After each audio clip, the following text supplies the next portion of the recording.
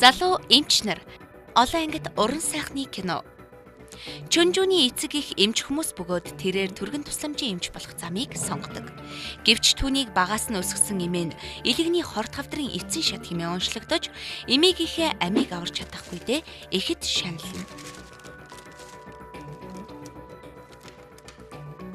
Чи ариутгахгүй юм уу? Чөнжүүн болон түүний баг хизүү бэрхийг даван туулж өвчтнүүдийг эмчлэх явцдаа өөрсдийгөө улам бүр нээж эмч хүний ёс суртахууныг гүнээ ухамсарлаж хүний амь аврахын жинхэнэ утга учирыг ухаарах болно. Хайр дурлал, атаа хорсол, эмч хүний ёс зүй хийгээд хүний амьдралын олон тохиолыг нэг дор багтаасан онц сонирхолтой киног Үлзий телевизийн дэлгэцээр хүлээн авч үзээрэй. Залуу эмч нар.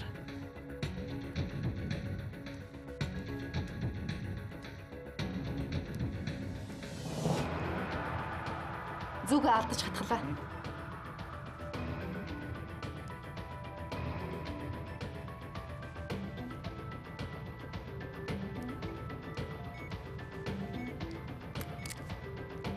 Дэндүү хурдан сугалчлаа. Нугасны усны гоочж байна. Өвчтний амьсгал, зүрхний цохил, царайны өнгө хэвэн биш. Тархины цусан хангамж ихэслээ. Амьсгалахгүй байна. Эмчилгээ амжилтгүй боллоо. Өвчт нь асуурсан. Итгэл минь хизээж алдрахгүй, сэтгэл минь хизээж хуучрахгүй. Хэрвээ амьдрал маргааш төгсвөл хайрынхаа төлөө өнөөдөр тэнцээ ганцхан өдөр чамайг халаад газар дэлхийд